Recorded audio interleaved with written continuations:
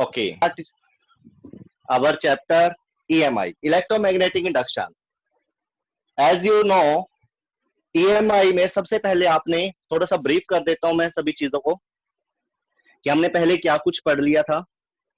सबसे पहले मैंने आपको बताया था EMI पढ़ने के लिए आपको Faraday law of electromagnetic induction, EMI, ये चैप्टर, ये यूनिट सिर्फ EMI नहीं है, इसके साथ एक और चैप्टर कनेक्ट होगा और वो होगा अल्टरनेटिंग करंट। अल्टरनेटिंग करंट, तो ये दो हाफ में आप करेंगे। फर्स्ट हाफ हमारा होगा EMI और सेकंड हाफ में आप पढ़ेंगे अल्टरनेटिंग करंट, जिसको आप AC भी बोलते हो। ठीक है, घरों में 220 वोल्ट AC आती है, 50 हर्ट्ज उसकी फ्रीक्वेंसी, जो हमारे देश में, विदेशों में 60 हर्ट्ज होती है फ्रीक्वेंसी, पढ़ रखा है 9th क्लास में। दिस इज द वोल्टेज जो हमारे घरों में आती है, इसके बारे में आप नेक्स्ट हाफ में पढ़ने वाले। तो अभी आपने किस पे फोकस रखना है? EMI पे, इलेक्ट्रोमैग्नेटिक इंडक्शन पे। इलेक्ट्रोमैग्नेटिक इंडक्शन क्या था? इलेक्ट्रोमैग्नेटिक इंडक्शन क्या था शॉर्ट में पढ़ेंगे। इलेक्ट्रोमैग्नेटिक इंडक्शन था, कोई पूछ ले EMI क्या होता है तो आपने कहना है कि electromagnetic induction, magnetic field, magnetic field को किससे लिखते हैं? B से। किससे लिखते हैं? Magnetic field. इसकी जगह आप मैग्नेटिक फ्लक्स भी लिख सकते हो, क्योंकि फर्क तो है दोनों में, लेकिन अगर ये इंक्रीज होता है तो ये भी इंक्रीज होता है। तो मैग्नेटिक फ्लक्स से आपने पढ़ा था, अगर मैग्नेटिक फ्लक्स को चेंज करें, क्या करें? चेंज करें, तो क्या होता है? करंट इंड्यूस्ड होता है, करंट इंड्यूस्ड होगा। तो by the changing magnetic flux we can induce current in a coil और कंडक्टर।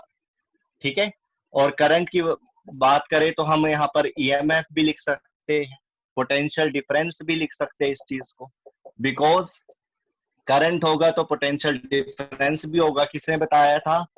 ओम्स लॉ ने बताया। किसने बताया था? ओम्स लॉ ने। V is equal to IR, I होगा तो V भी होगा, I होगा तो V भी होगा। और आपको पता है वोल्टेज और EMF में क्या फर्क है? EMF इज इक्वल टू क्या होता है? Voltage plus I into R, internal resistance. तो ये छोटी छोटी बातें हैं जो आपको पता होनी चाहिए कि अगर हमारा कोई सर्किट है, सर्किट के अंदर रेजिस्टेंस कैपिटल R है। ये लो, मैं थोड़ा सा इन चीजों को जानबूझकर बता रहा हूं ताकि आपके बेसिक तैयार होते चले जाए, क्योंकि अगर बेसिक है तो आप फिजिक्स को कभी भी कहीं से भी पढ़ सकते हैं। ये देखिए, ये वोल्टेज है, ये रेजिस्टेंस R है, इस बैटरी का इंटरनल रेजिस्टेंस स्मॉल r है। तो V अगर निकालना है तो पॉजिटिव टर्मिनल ऑफ बैटरी से करंट निकलता था रेजिस्टेंस में, तो वोल्टेज, टर्मिनल पोटेंशियल डिफरेंस भी बोलते हैं इसको। वोल्टेज को क्या बोलते हैं? Terminal potential difference. तो इसको अगर निकालना है तो आप I इंटू जो ये एक्सटर्नल रेजिस्टेंस आपने सर्किट के अंदर बाहर रखा हुआ है, इससे मल्टीप्लाई कर देते थे आप। लेकिन अगर आपको इसका सर्किट का EMF चाहिए, क्या चाहिए? EMF, तो आपको ना केवल ये करंट इंटू रेजिस्टेंस, यानी कि ये वोल्टेज प्लस जो इंटरनल रेजिस्टेंस था, करंट इंटू रेजिस्टेंस, ये भी चाहिएगा। तो यहां से आप कह सकते हो E is equal to V plus IR।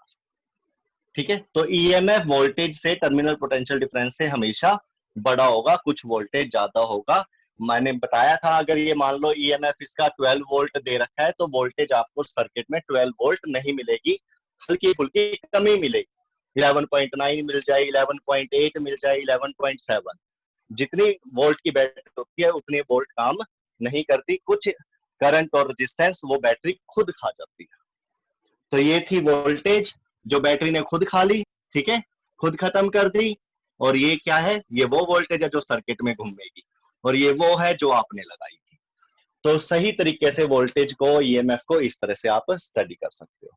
दूसरी बात, फ्लक्स और मैग्नेटिक फील्ड। फार्मूला क्या होता है फ्लक्स का? BA, साथ में एंगल लगा लो cos थीटा। मैग्नेटिक फील्ड बढ़ेगा तो फ्लक्स भी बढ़ेगा, बता दिया था। ये फ्लक्स क्या होता है? कोई भी एरिया ले लीजिए आप, सपोज ये एरिया है, ठीक है, इसमें मैग्नेटिक फील्ड लाइंस क्रॉस कर रही हैं इसको, ये लो, ये क्रॉस कर रही है, ठीक है। जो ये लाइन क्रॉस कर रही है, आप देख सकते हो कि पूरे एरिया में से कितनी लाइनें क्रॉस कर रही हैं? Only 4 lines. कितनी? 4 लाइन। तो इसका फ्लक्स, ये है मैग्नेटिक फील्ड, ये है एरिया। मैग्नेटिक फील्ड और एरिया दोनों आपने देख लिए, 4 लाइनें सिर्फ इसमें से क्रॉस कर रही है। और इसी तरह से सेकंड केस, ये फर्स्ट केस, अब सेकंड केस, अब इसमें से 4 से ज्यादा मैग्नेटिक फील्ड लाइंस क्रॉस कर रही हैं, एरिया वही है ए।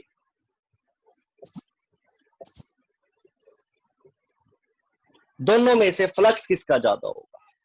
देखिए, मैग्नेटिक फील्ड दोनों में सेम है, V की वैल्यू दोनों में सेम है, magnetic field magnetic field lines 4 गई, इसमें से दुनिया भर की जा रही। तो आपने देखा मैग्नेटिक फील्ड लाइन सेम है, एरिया भी सेम है। फर्क क्या पड़ रहा है? फर्क पड़ रहा है मैग्नेटिक फील्ड लाइंस का। मैग्नेटिक फील्ड सेम नहीं है, 4 लाइनें हैं, ये दुनिया भर की लाइनें हैं। तो इसका मतलब क्या हुआ? ये magnetic field weak magnetic field है, मतलब इसकी वैल्यू कम होगी, ठीक है, और इसकी वैल्यू ज्यादा होगी। ये मोर होगा मैग्नेटिक फील्ड, ये वीक, ये स्ट्रॉन्ग। स्ट्रॉन्ग का मतलब इसकी वैल्यू ज्यादा होगी। ए दोनों का सेम है, एरिया सेम ले लीजिए,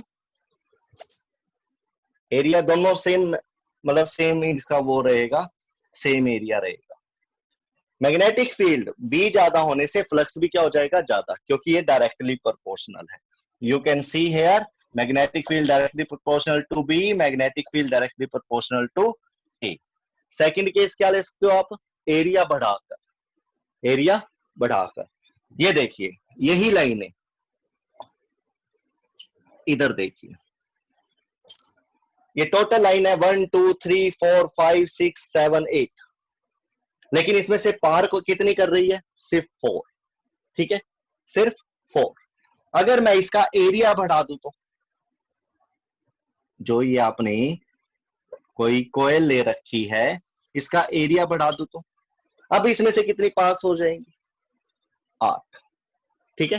तो एरिया बढ़ाने से मैग्नेटिक फील्ड लाइंस भी इसकी बढ़ गई है, ठीक है। या आप एरिया को कम करके क्या कर सकते हो? कम भी कर सकते हो। तो मैग्नेटिक फ्लक्स एरिया के साथ भी क्या हो गया? Directly proportional.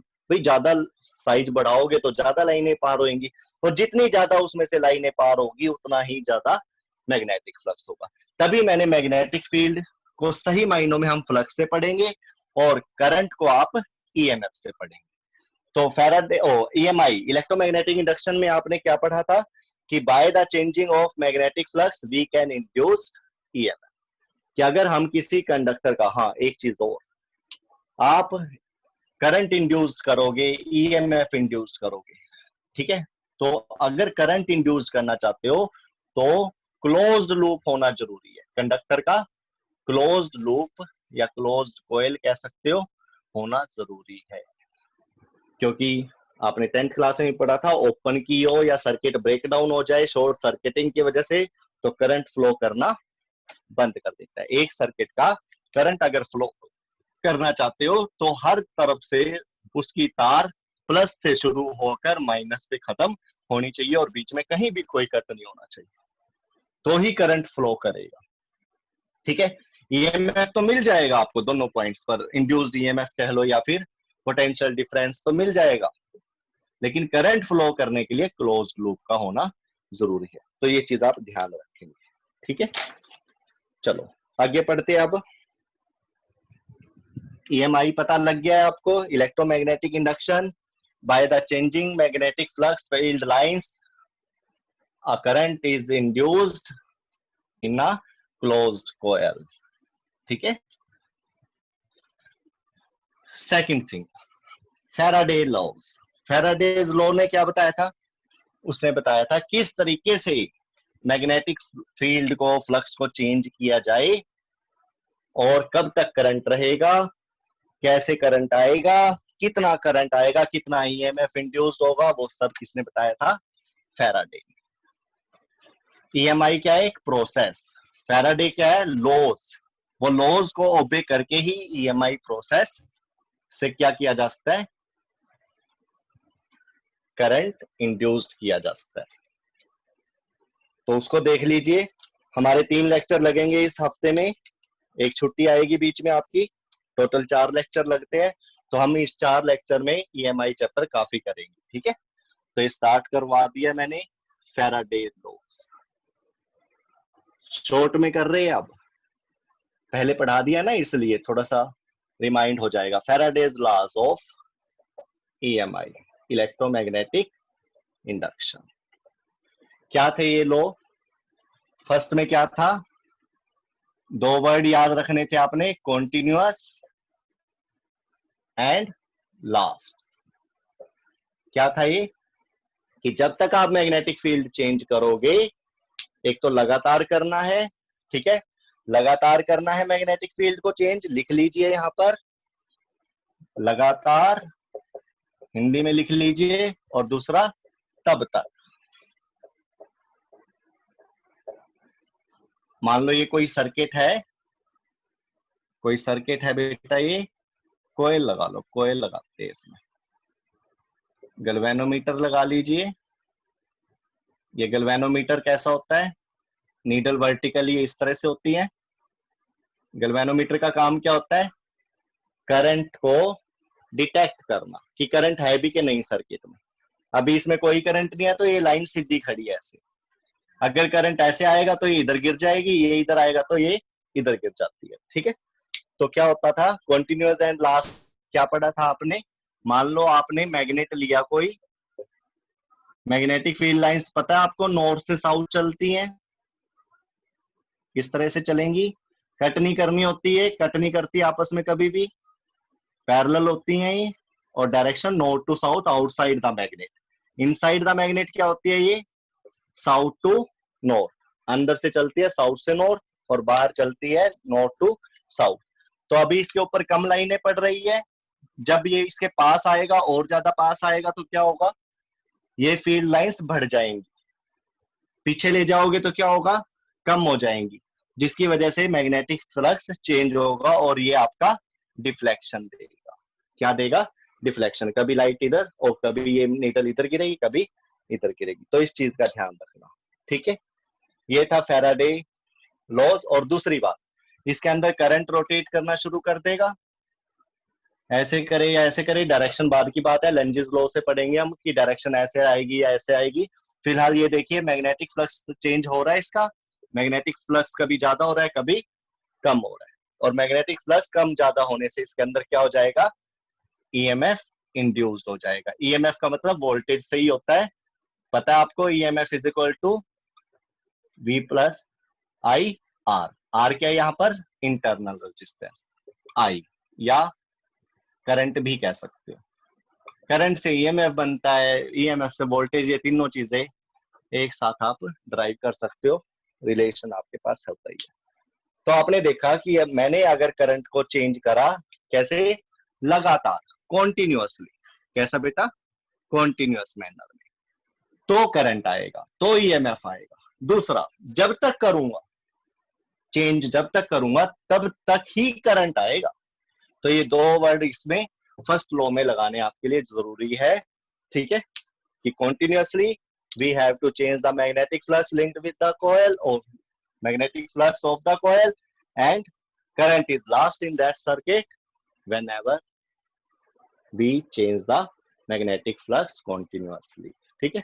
कुछ भी आप इस तरह से लिख सकते हो, but these 2 words are very very important in the Faraday first law. Now the next, second law. Second law is very very important. Simple भाषा में E is directly proportional to d phi by dt, या फिर delta phi by dt भी लिख सकते हो, ठीक है। दोनों में थोड़ा सा डिफरेंस, ये स्मॉल अमाउंट में होता है फ्लक्स, और ये आप एवरेज लेने के लिए, चेंज लेने के लिए करते हो, change.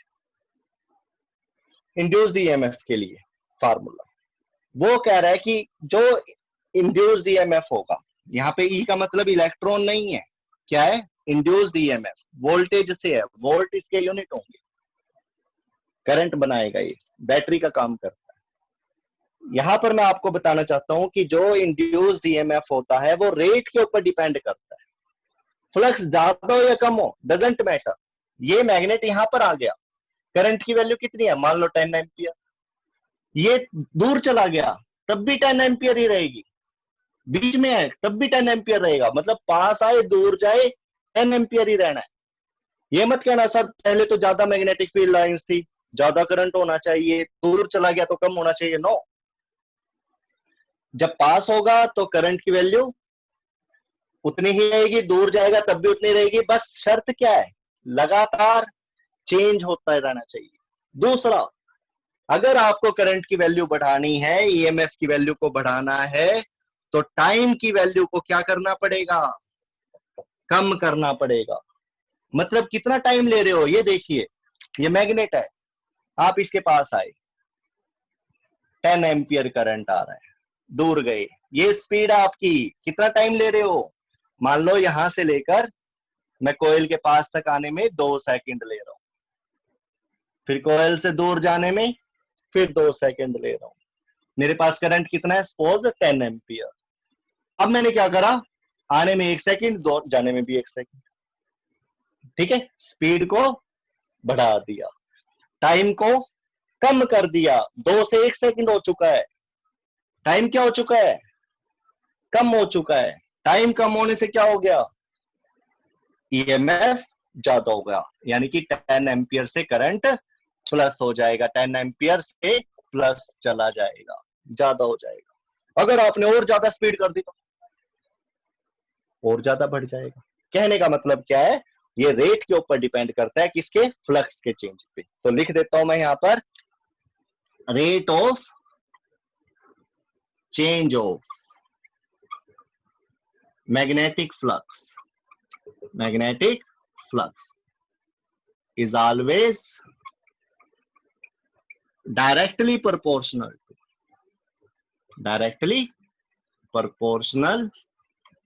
to the induced EMF।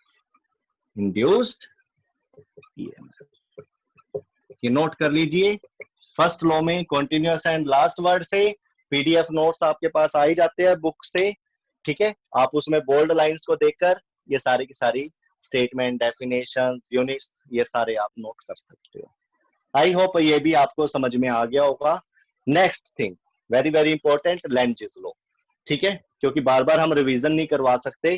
तो सारे चैप्टर की हो चुकी आपकी, फर्स्ट यूनिट का देखो टेस्ट भी हो चुका था इलेक्ट्रोस्टैटिक का, सेकंड करंट इलेक्ट्रिसिटी भी काफी अच्छे तरीके से हो गया आपका, थर्ड यूनिट का रिवीजन भी हो चुका है, और जिसके लिए आपको खुद मेहनत करनी है। अब मैं अब रिवीजन नहीं कराऊंगा, 1 वीक मैंने पूरा रिवीजन तो दे दिया था, अब आप अपनी खुद की तैयारी करेंगे, फिर भी कोई डाउट हो तो आप मेरे से पूछ सकते हो, ठीक है। आगे हम सिलेबस रोज कंटिन्यू करेंगे, अपने सभी साथियों को कह देना EHSS में बेटा आप अपने आप तैयारी करेंगे, आप ये ना हो सिलेबस रह जाए, सिलेबस खत्म करना ज्यादा जरूरी है।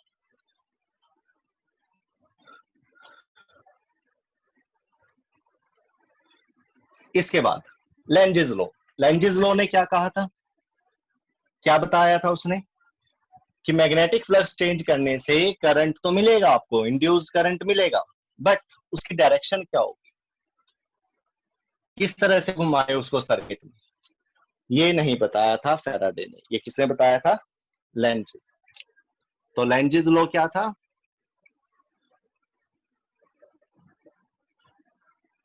डायरेक्शन ऑफ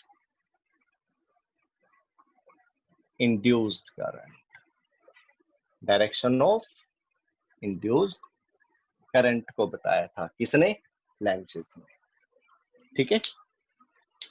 कैसे बताया था इसमें, इसमें एक वर्ड आपको ध्यान रखना है, अपोज। क्या बेटा, अपोज, अपोज वर्ड का आप ध्यान रखेंगे,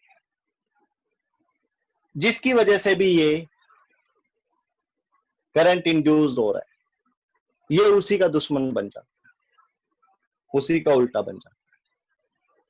सपोज देख लेते हैं, ये कोई बेंगल है, लोहे का कड़ा है, आपने क्या करा, मैग्नेटिक फील्ड ले आए, आप बार मैग्नेट ले आए नॉर्थ साउथ।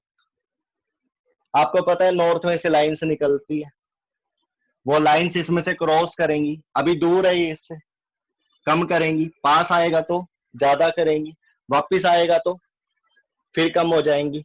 लेकिन इसके अंदर जो करंट है, करंट की वैल्यू पे कोई फर्क नहीं पड़ेगा। करंट की वैल्यू पे फर्क कब पड़ेगा, जब इसकी स्पीड बढ़ाओगे या और कम कर दो। बढ़ाओगे तो ज्यादा हो जाएगा करंट, वैसे कम हो जाएगा। अभी कोई करंट है इसमें, ये तो चल ही नहीं रहा, नो करंट। अब होगा, यस, अब होगा, यस, ठीक है। स्टेशनरी पोजीशन में नो करंट। चलो फर्स्ट केस लेते हैं, बार मैग्नेट इसके पास आया, ये सर्कल है सामने, ऐसे ऐसे ये बार मैग्नेट आ रहा है, रेड कलर, ये सर्कल क्या लिखा था, direction of induce current Lenz's law बताएगा और अपोज वर्ड। ये सर्कल इस मैग्नेट को अपने पास नहीं आने देगा। क्यों नहीं आने देगा, देखते हैं। नॉर्थ पोल, मैग्नेट का नॉर्थ पोल पास नहीं आ पा रहा है, ये इसको वापस धकेल रहा है, ये इसको वापस धकेल रहा है, अपोज हो रहा है। फोर्स कैसे लग रही है, रिपल्सिव, रिपेल करेगा ये इसको। अगर ये मैग्नेट इसके पास आ रहा है तो ये रिपेल करेगा। रिपेल कैसे कर सकता है, जब दूसरा भी क्या हो, दूसरा भी क्या हो, एक मैग्नेट का नॉर्थ पोल है, ये नॉर्थ पोल है, ये दूसरा सामने, ये वापिस आ रहा है, वापिस धकेला जा रहा है, तो इसका मतलब ये भी कौन सा मैग्नेट का काम करेगा, नॉर्थ का। किसका, नॉर्थ का। तो ऑटोमेटिक ये भी क्या बन जाएगा, नॉर्थ। नॉर्थ बनेगा तो क्लॉक फेस रूल, पता आपको क्लॉक फेस रूल का, क्लॉक फेस रूल क्या कहता है, clock face rule, clock face rule कहता है कि अगर करंट क्लॉक की डायरेक्शन में घूम रहा है तो ये वाला फेस साउथ का काम करेगा, south pole of the magnet. ये बोर्ड दिख रहा है आपको, बोर्ड के चारों तरफ ये स्ट्रिप दिख रही है एल्यूमिनियम की। सपोज करंट ऐसे घूम रहा है इसमें से, ऐसे, तो ये घड़ी की डायरेक्शन में घूम रहा है, क्लॉकवाइज घूम रहा है, तो ये वाला जो फेस है ये साउथ का काम करेगा। अगर आप साउथ पोल ले आओ कोई किसी का मैग्नेट इसके पास लाओ तो ये उसको रिपेल करेगा, सिर्फ करंट है इसके अंदर, ऐसे ऑटोमेटिक मैग्नेट का काम करेगा। दूसरा, अगर करंट एंटी क्लॉकवाइज घूम रहा है, करंट कैसे घूम रहा है, एंटी क्लॉकवाइज, ये कैसा था, क्लॉकवाइज। अगर एंटी क्लॉकवाइज घूम रहा है तो ये नॉर्थ का काम करेगा, तो ये नॉर्थ का काम, ठीक है। चलो अब देखते हैं, ये मैग्नेट इसके पास आ रहा है तो ये नॉर्थ पोल बन जाएगा। क्यों, क्योंकि अपोज करना है इसने, क्या करना है, अपोज। अभी अभी मैंने ये वर्ड लिखा था, अपोज कब करेगा, जब नॉर्थ के सामने कोई नॉर्थ होगा।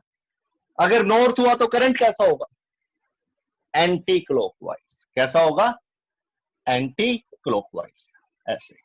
तो आप लिख सकते हो यहां पे, ड्यू टू या by clock face rule current is anti clockwise. कब, जब कोई नॉर्थ पोल इसके पास आएगा तो, ठीक है। सेकंड, नॉर्थ दूर जा रहा है अब, चलो ये तो पास का था, दूसरा डायग्राम बनाते हैं, दूसरा diagram. This is north, this is south.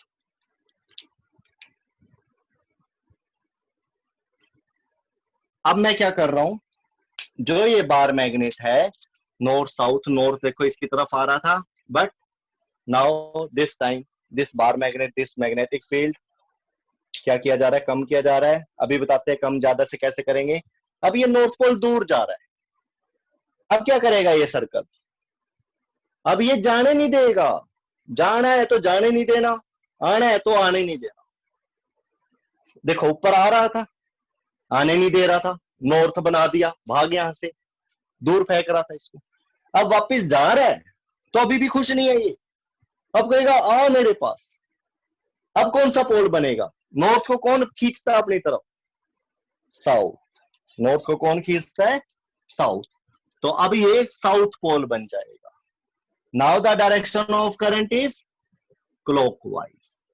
क्या हो जाएगी इंड्यूस करंट की डायरेक्शन?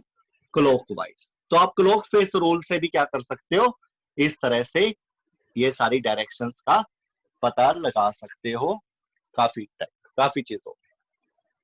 ठीक है। दूसरी बात, अगर ये पोल उल्टे कर दो तो इसके अंदर देखिए क्या आंसर होगा। पहले ही आप सॉल्व कर लीजिए ताकि मेरे आंसर देने से पहले पहले फिर मैच कर सके आप कि आपका आंसर ठीक था या गलत था। चलो, अब कंडीशन आपके सामने है। क्या साउथ पोल है वो क्या कर रहा है? इस सर्कल के पास आ रहा है। 1 मिनट आपके पास, सॉल्व कर लीजिए। इस कंडीशन में कैसा करंट इंड्यूस होगा? What is the direction of current? Clockwise, anti clockwise क्या होगी? Now you have to tell.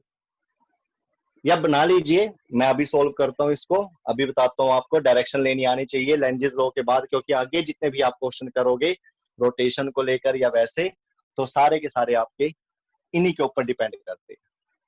एक तो formula E is equal to d∅dt या फिर d∅dt। मैग्नीट्यूड इसलिए लेते हैं कि आपको इसकी वैल्यू हमेशा प्लस में लेनी है, वोल्टेज है ना, तो आप इसको डेल्टा फाई को φ2 - φ1 भी लिख सकते हो। इसका बड़ा महत्व है। दो फ्लक्स लेने पड़ेंगे और उनका डिफरेंस लेना पड़ेगा। This is the meaning of this.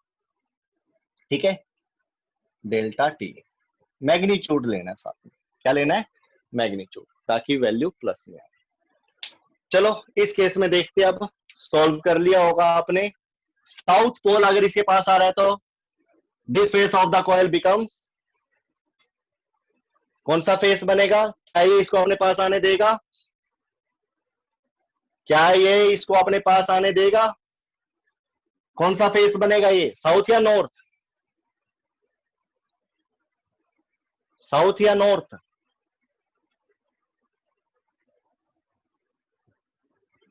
South. ठीक है, साउथ बनेगा तो करंट की डायरेक्शन क्या होगी? क्लॉकवाइज। क्लॉकवाइज। तो करंट की वैल्यू, करंट की डायरेक्शन क्या आ गई? क्लॉकवाइज। ठीक है, ओके। चलो अब इसी के अंदर मैं दूसरा तरीका आपको बताने जा रहा हूं जो कि कंपटीशन में काफी यूज करते हैं डायरेक्शन लेने के लिए। ठीक है, सबसे पहली बात, मैग्नेटिक फ्लक्स चेंज होना चाहिए तभी करंट मिलेगा। ज्यादा और कम से no effect on the value of current. जो इंड्यूस करंट है, अगर आप मैग्नेटिक फ्लक्स कम या ज्यादा कर रहे हो तो उससे कोई फर्क नहीं पड़ेगा, या तो टाइम से पड़ेगा, उसकी स्पीड से पड़ेगा। ठीक है,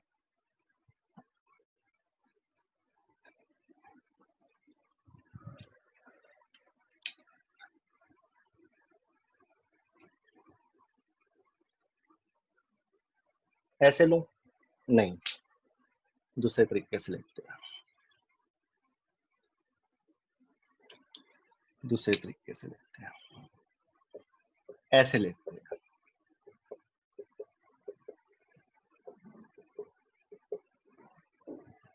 या फिर ऐसे भी ले सकते हो। क्या मतलब होता है इनका?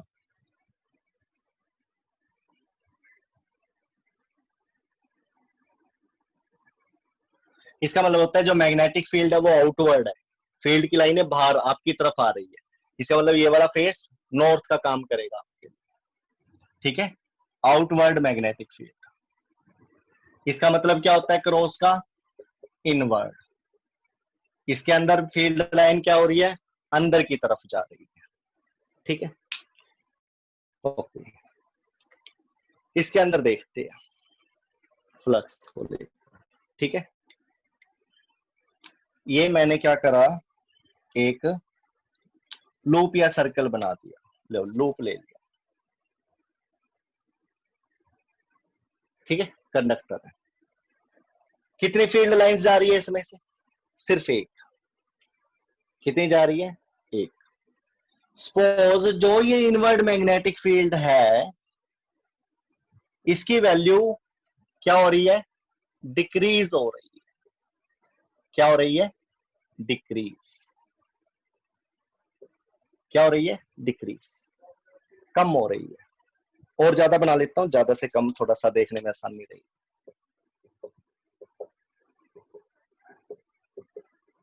ठीक है, लो।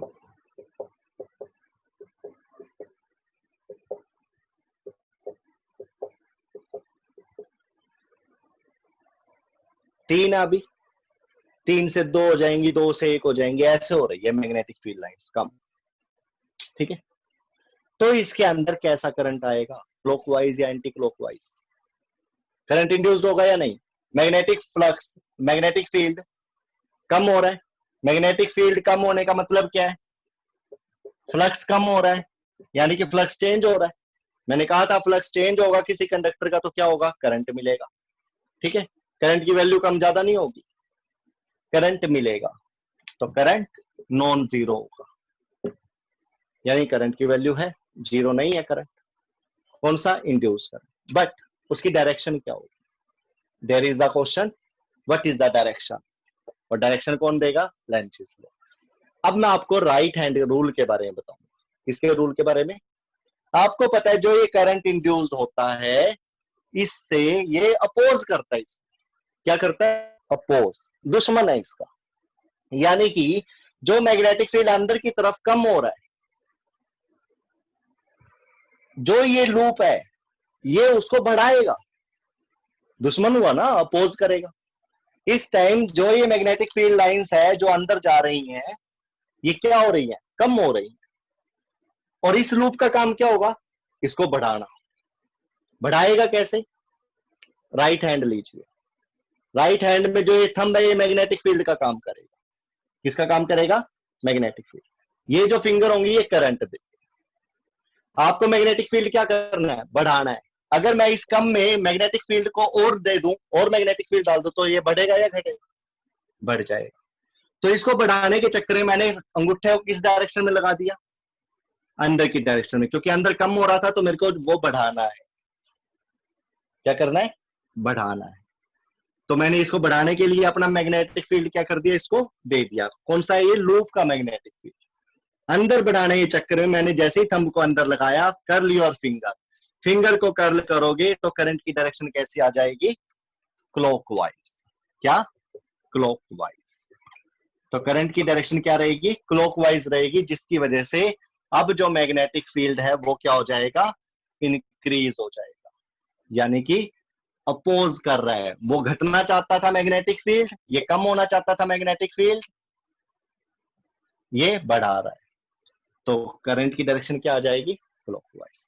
ऐसे भी पता कर सकते, और ऐसे ही पता करो। ऐसे भी पता करना आना चाहिए ना। उसमें तो मैग्नेट था, नॉर्थ साउथ पोल थे, उसमें डायरेक्ट वैसे लगा लो, इसमें ऐसे लगा लो, या उसमें भी कर सकते हो। आप करके देखे?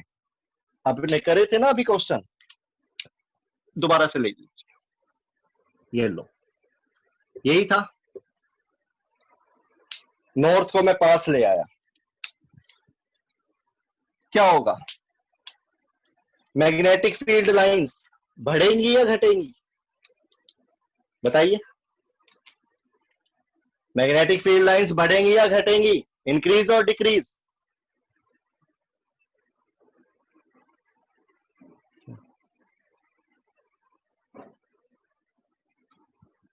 मैग्नेटिक फील्ड लाइंस अभी दूर है तो कम होंगी, पास होएगा तो इंक्रीज हो जाएंगी। क्या हो जाएंगी इसकी? इंक्रीज। लेकिन ये कोयल क्या चाहेगी? मैग्नेटिक फील्ड इंक्रीज ना हो, मैग्नेटिक फील्ड इंक्रीज ना हो। तो इसका काम होगा कम करना। कम कैसे करेंगी? ये नॉर्थ पोल है, ये मैग्नेटिक फील्ड लाइंस कम कैसे होएंगी? इंक्रीजिंग मैग्नेटिक फील्ड को कम कैसे करेगा? ये मैग्नेटिक फील्ड ऐसे जा रही है, ठीक है। ये वाला कैसे देगा मैग्नेटिक फील्ड? आपको पता है वेक्टर सम होता है मैग्नेटिक फील्ड, मैंने बताई थी प्रॉपर्टीज। तो ये वाला जो ग्रीन कलर है इसको रेड ले लेते हैं, ये रेड में ले लेते हैं, ठीक है। अपोज करेगी ये कोयल, तो ये कोयल का मैग्नेटिक फील्ड कैसे होगा, इस तरफ, और इस तरफ मैग्नेटिक फील्ड कैसे होगा, जब ये फेस कैसा होगा, नॉर्थ होगा। आ गया भाई नॉर्थ और नॉर्थ। तो in this way we can take the direction of current. क्या डायरेक्शन होगी इसमें करंट की, एंटी क्लॉकवाइज। इंड्यूस करंट कैसा होगा, एंटी क्लॉकवाइज। तो आपने क्या देखना है, मैग्नेटिक फील्ड इंक्रीज हो रहा है या डिक्रीज हो रहा है, ठीक है, स्टार्टिंग में। फिर आपने उसका अपोजिट करना है, क्या करना है, अपोजिट। चलो अब इसके अंदर आ जाइए, इसके अंदर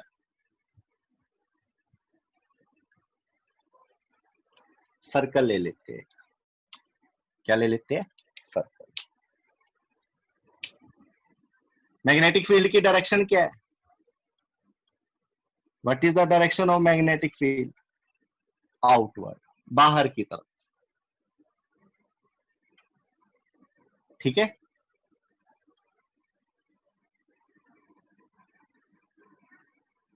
रोटेट करके देखते हैं। नेक्स्ट टॉपिक है, अगला टॉपिक है, थोड़ा समझने की कोशिश करिए। रोटेट करके देखिए इसको, रोटेट करना है इसको, कोई एक्सिस पे रोटेट कर लेते हैं। ये लो,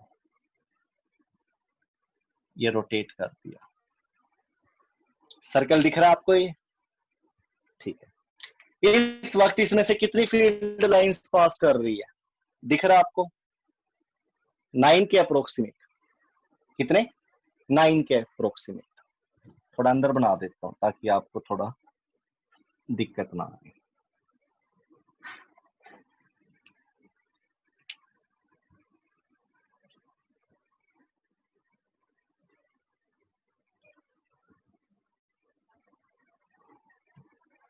टोटल 9 के करीब इसमें से मैग्नेटिक फील्ड मान लो क्रॉस कर दिया। आपने इसको रोटेट कर दिया, क्या कर दिया, रोटेट। एरिया, एरिया वेक्टर पता है ना आपको, रेड कलर, इस सर्कल का एरिया कहां, सामने होगा आपके, और सामने होगा तो एरिया वेक्टर क्या होगा, परपेंडिकुलर, यानी कि आपके सामने। ऐसे ये रे यहां से ऐसे